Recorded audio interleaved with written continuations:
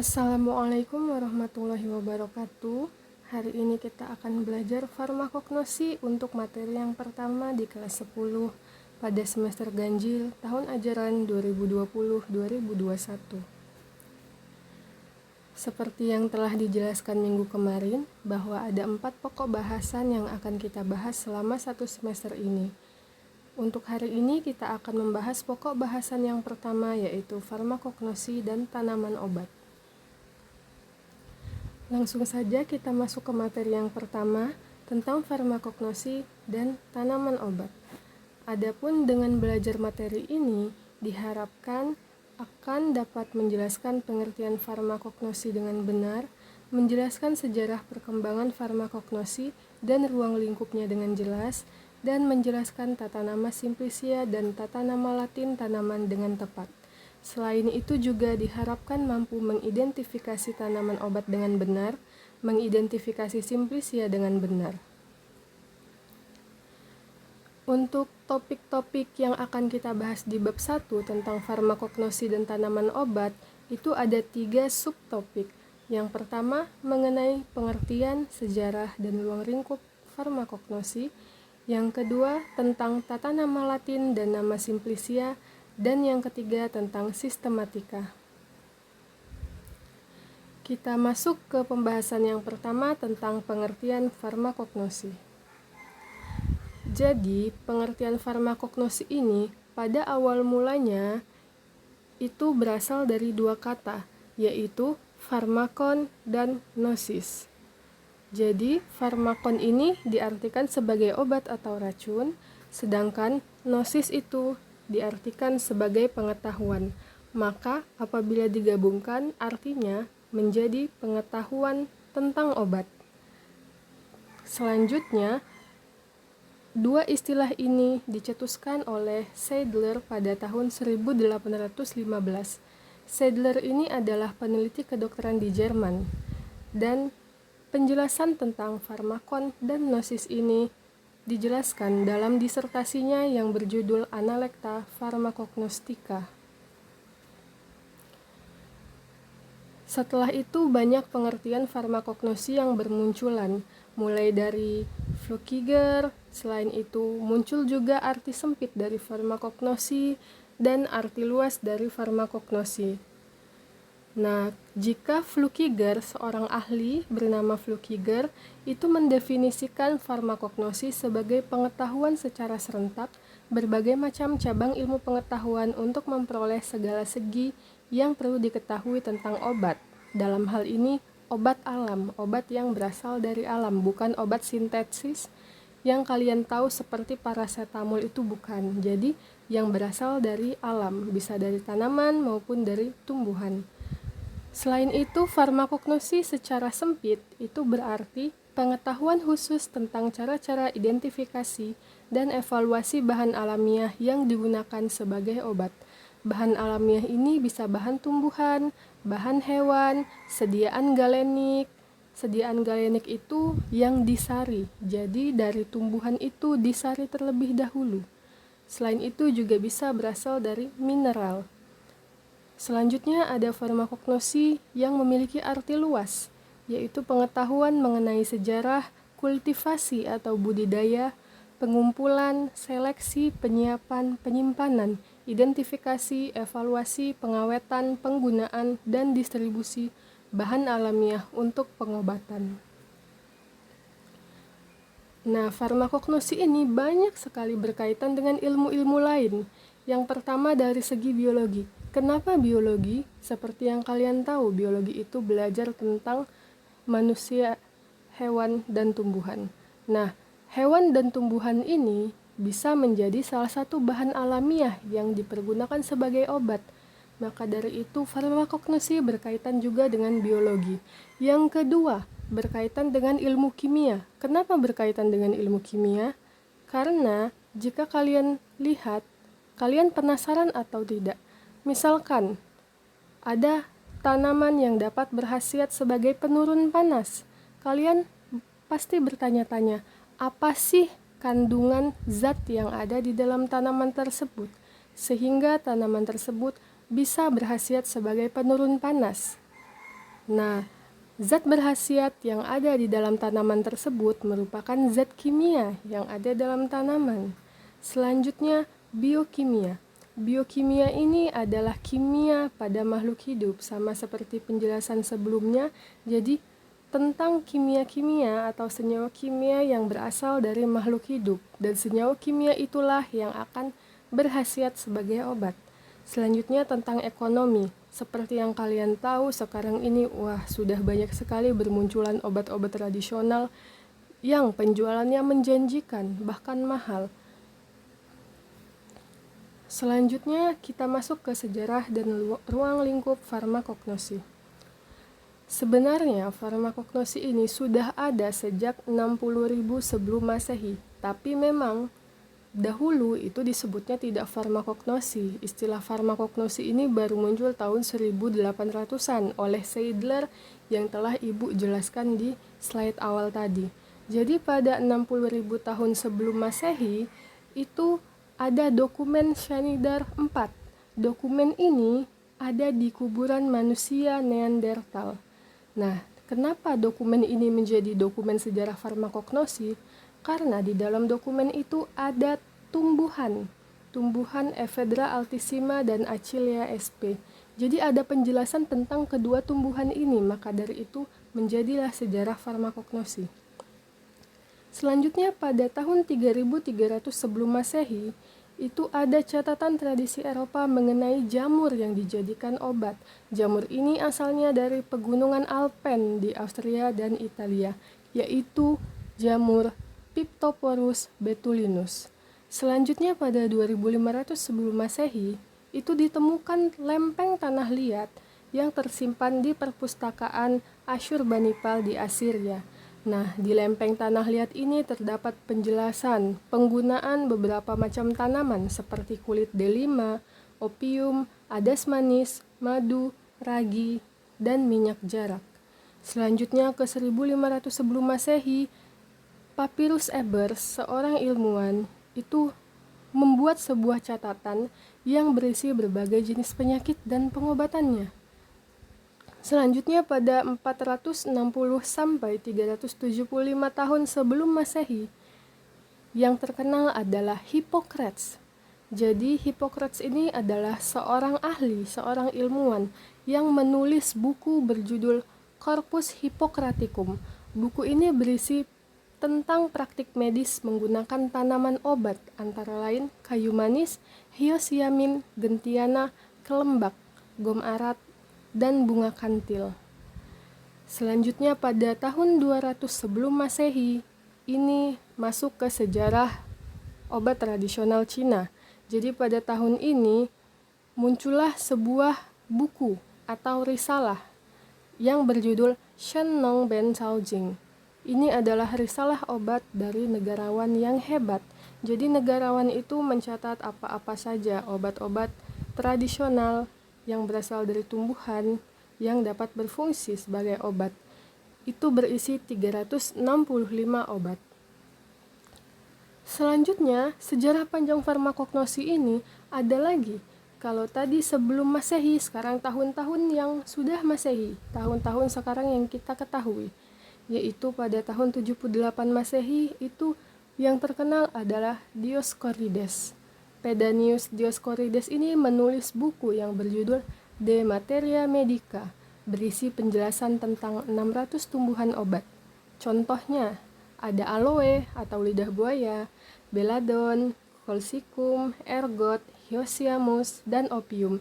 Ini adalah tumbuhan-tumbuhan obat yang masih dipergunakan sekarang dari buku yang ditulis oleh Pedanius Dioscorides.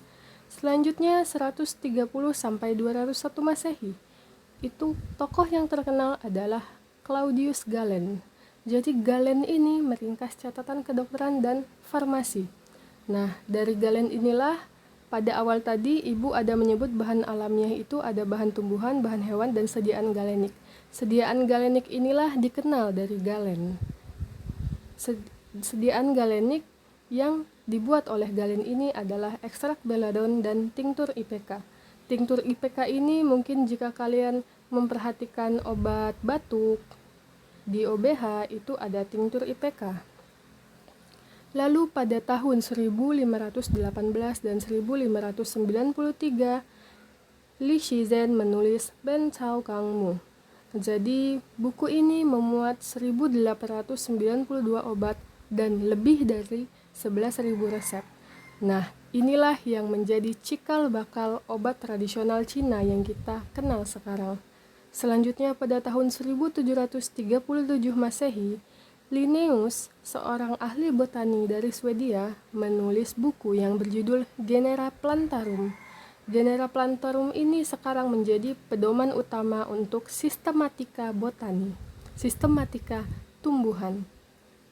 Pada awal abad ke-19 sampai pertengahan abad ke-19, Martius, seorang apoteker dari Jerman, menulis buku yang berjudul Grundrisse der Pharmakognosie des Pflanzenreiches. Jadi buku ini berisi tentang penggolongan Simplicia berdasarkan morfologi dan cara mengetahui kemurnian Simplicia. Nah, sehingga muncullah farmakognosi modern pada pertengahan abad ke-19 yang berkembang pesat. Tapi dulu hanya sebatas makroskopis dan mikroskopis. Secara makroskopis ini maksudnya misalkan ada daun kumis kucing. Kalian lihat ciri-ciri yang tampak di mata itu seperti apa. Kalau makroskopik itu lihatnya di bawah mikroskop, tidak tampak oleh mata. Jadi harus diamati menggunakan mikroskop. Itu adalah sejarah farmakognosi di dunia. Nah, sedangkan kalau di Indonesia bagaimana sih sejarahnya? Seperti yang kalian tahu, kalau misalkan di Cina itu disebutnya obat tradisional Cina, kalau di Indonesia itu namanya jamu. Jadi diperkirakan itu sudah ada dari masa Keraton Surakarta dan Yogyakarta. Dan catatan yang penting tentang jamu ini ada pada buku yang bernama Serat Kauruh dan Serat Centini. Nah, tapi Keraton Surakarta dan Yogyakarta ini muncul pada tahun 1800-an. Sedangkan sebenarnya sudah dari lama itu sudah muncul obat-obat tradisional. Yaitu buktinya ada di Prasasti di Candi Perot itu tahun 772 Masehi. Haliwang tahun 779 Masehi dan Kudadu tahun 1216. Jadi itu sudah lama sebelum Keraton Surakarta dan Yogyakarta ada, itu sudah ada di Prasasti. Nah, Serat Centini itu mencatat jamu sebagai salah satu primbon dan ensiklopedia kesehatan terlengkap dalam tradisi Jawa. Selain Serat Centini itu ada Serat Kauruh. Antara lain Kauruh Jampi Jawi, Racikan Boreh Sahaparem, dan Kauruh Bab Jampi Jawi. Yang keempat ada Serat Parimbon Jampi ingkang sampun kangge ing salami laminipun. Pada tahun 1973, barulah Keraton Surakarta Hadiningrat menetapkan jamu jago sebagai jamu resmi istana. Nah, setelah itu farmakognosi terus berkembang, obat tradisional terus berkembang di Indonesia sehingga pada 1940 diadakan seminar tentang jamu pertama di Indonesia, yaitu tepatnya di Solo. Nah, ruang lingkup farmakognosi ini sebenarnya tadi sudah dibahas di awal berkaitan dengan ilmu-ilmu yang berkaitan dengan farmakognosi. Botani zoologi ini masuk ke ilmu biologi tadi. Botani untuk yang mempelajari tentang tumbuhan, sedangkan zoologi itu yang mempelajari tentang hewan. Biokimia seperti yang telah dijelaskan sebelumnya yaitu kimia yang berasal dari makhluk hidup, sedangkan biofarmasi adalah sediaan farmasi, obat-obatan dari farmasi yang berasal dari makhluk hidup, dan kimia sintesa. Jadi bagaimana sih senyawa itu bisa dihasilkan di dalam tumbuhan obat tersebut atau hewan yang bisa digunakan sebagai obat tersebut. Selanjutnya kita masuk ke tata nama Latin dan Simplicia. Yang pertama kita masuk ke Simplicia dulu. Tadi kan disebutkan ada tata nama Latin dan tata nama Simplicia. Kalian apakah sudah tahu apakah Simplicia itu? Jadi Simplicia adalah bahan alamiah yang dipergunakan sebagai obat yang belum mengalami pengolahan apapun kecuali dikeringkan. Kalian mungkin pernah melihat jahe yang kering rosella yang kering, lengkuas yang kering, itu masih bisa digunakan sebagai obat. Nah, bahan-bahan yang telah dikeringkan ini adalah disebut dengan simplicia. Jadi simplicia ini berasal dari bahan alamiah. Bahan alamiahnya itu dapat berupa bahan nabati atau dari tumbuh-tumbuhan, hewani atau dari hewan, dan pelikan atau mineral, misalkan iodium. Nah, untuk nama Latin biasanya dikenal dengan tata nama binomial atau binomial nomenklatur. Itu adalah aturan penamaan baku bagi semua organisme atau makhluk hidup yang terdiri dari dua kata. Jadi bi di sini artinya adalah dua. Nomial ini adalah nama. Jadi binomial artinya dua nama. Dari sistem taksonomi ilmu biologi dengan mengambil nama genus dan nama spesies. Untuk penjelasan tentang nama genus dan nama spesies nanti kita akan bahas di slide selanjutnya. Nah, nama yang dipakai adalah nama baku yang diberikan dalam bahasa Latin atau bahasa lain yang dilatinkan. Untuk tata nama Latin tanaman itu ada 5 ketentuan. Yang pertama, nama Latin tanaman itu berasal dari dua kata. Kata pertama adalah nama genus dan kata kedua adalah petunjuk spesies. Untuk nama tumbuhan ini, nama Latinnya ditulis dengan huruf miring jika diketik atau diberi garis bawah jika ditulis tangan. Yang ketiga, huruf pertama genus ditulis dengan huruf kapital atau huruf besar. Tetapi untuk huruf pertama petunjuk spesies tidak menggunakan huruf kapital, hanya menggunakan huruf kecil biasa. Untuk yang nomor 4, kalau yang nomor 1 tadi itu terdiri dari dua kata, ada genus dan spesies, tapi ada versi lebih lengkapnya lagi di nomor 4. Jadi setelah nama genus dan nama spesies itu juga diikuti oleh nama ahli botani yang memberikan nama tersebut. Nama ahli botani ini maksudnya ilmuwan tanaman itu yang memberi nama tanaman itu. Karena pada zaman dahulu kan tanaman itu kita belum tahu namanya apa, maka namanya diberikan oleh seorang ilmuwan. Jadi biasanya nama ilmuwan yang menemukan tanaman itu, yang memberi nama tanaman itu, diselipkan ke belakang nama tanaman yang diberinya. Lalu ketentuan yang kelima adalah nama Latin tidak boleh lebih dari dua kata. Apabila lebih dari dua kata, contohnya 3 kata, maka kata kedua dan kata ketiga digabungkan dengan tanda strip. Untuk lebih jelasnya kita langsung saja ke contoh. Di sini ada contoh Sambiloto. Sambiloto ini memiliki nama Latin Andrographis paniculata Nes. Nah, ini adalah taksonomi atau klasifikasinya. Kalian bisa lihat data ini di www.plantamor.com. Kalian cari, misalkan kalian ketik Sambiloto, maka yang muncul adalah ini. Kalian bisa lihat klasifikasinya di bagian bawah, itu ada genus dan spesies. Jadi, Andrographis, nama Latin yang pertama itu berasal dari nama genus. Paniculata berasal dari petunjuk spesies yang di ujung. Kemudian Nes. Nes ini adalah singkatan nama ahli botani pemberi nama Latin.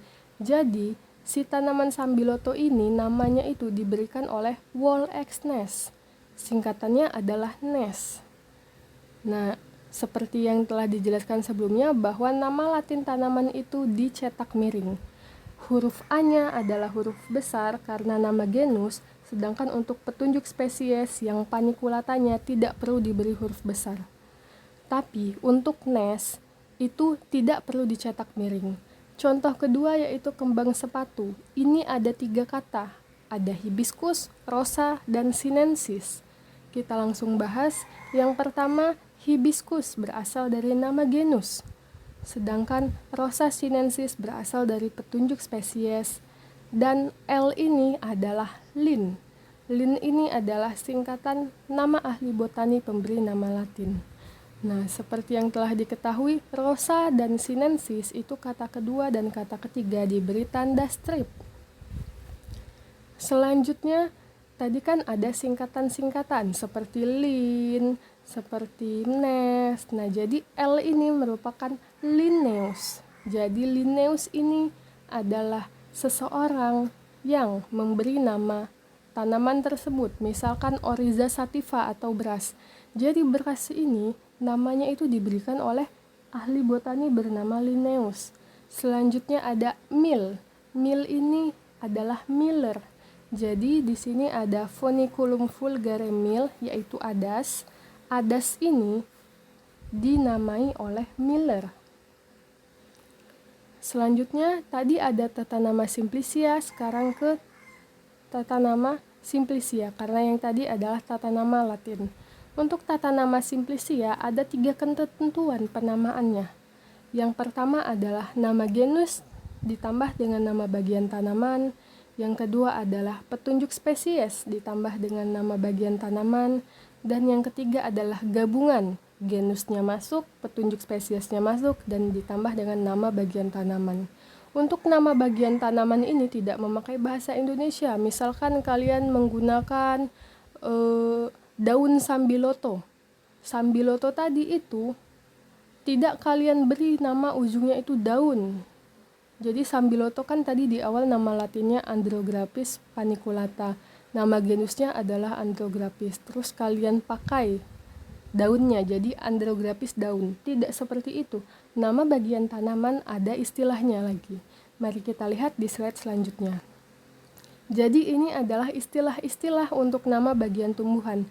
Tadi kita lihat daun. Daun adalah folium. Jadi Andrographis tadi tidak kalian buat Andrographis daun, tapi Andrographis folium. Nah, selain itu ada beberapa istilah-istilah lain seperti rimpang itu rhizoma, akar itu radix, kulit itu untuk kulit bagian batang itu disebut dengan cortex, kulit buah itu perikarpium atau fructus cortex, dan seterusnya.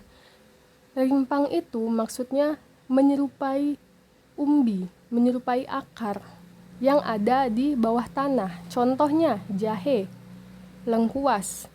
Jahe dan lengkuas itu dan sejenisnya itu bukan akar, tapi bukan juga umbi. Nah, dia itu dinamakan rimpang. Selanjutnya kita langsung masuk ke contoh saja agar langsung mengerti. Untuk contoh yang pertama itu ada alang-alang. Alang-alang atau ilalang yang sering kalian mainkan yang ada di pinggir jalan. Itu alang-alang ini yang diambil adalah akarnya, yang berkhasiat adalah akarnya. Jadi bagian tanaman ini yang dimaksud dengan bagian tanaman yang digunakan di penamaan ini adalah bagian tanaman mana yang memberikan khasiat. Nah, untuk alang-alang ini adalah akarnya. Nama Simplicia itu maaf ya ada salah ketik. Jadi nama Simplicia alang-alang itu adalah Imperate radix. Nah, Imperate radix ini berasal dari kata imperate. Imperate ini jika kalian lihat adalah nama genus. Kemudian radix. Radix itu berasal dari akar. Di slide sebelumnya ada radix. Radix itu artinya akar. Nah, seperti sebelumnya, untuk nama genus huruf depannya tetap kapital, dan untuk nama bagian tanaman huruf depannya kapital, tetapi untuk nama Simplicia ini tidak dicetak miring, semuanya huruf tegak. Contoh yang kedua, ada kayu secang. Mungkin kalian tahu kayu secang yang jika direbus diberi air panas itu warnanya merah. Jadi kayu secang ini nama Simplicianya adalah Sappan lignum. Nah, ini adalah contoh penamaan Simplicia untuk yang poin nomor 2 tadi, yaitu petunjuk spesies ditambah dengan bagian tanaman. Kita lihat sappan berasal dari petunjuk spesies, yaitu Caesalpinia sappan. Sedangkan lignum itu adalah arti dari kayu.